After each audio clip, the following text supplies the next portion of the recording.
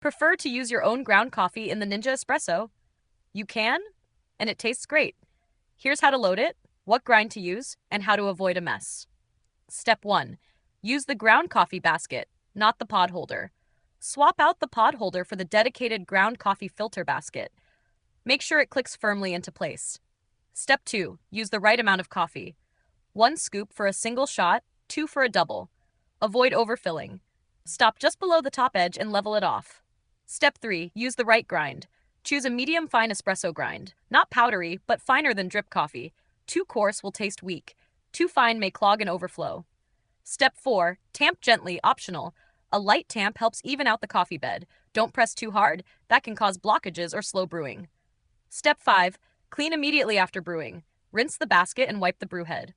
Letting grounds dry out makes cleanup harder and can affect future brews. Using your own grounds gives you more control. Just dial in the right ratio and grind, and you're good to go. Need help troubleshooting clogs or taste issues?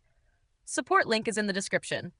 If this helped, subscribe to No Filler Fixes for more fast appliance guides. Got another issue or tip?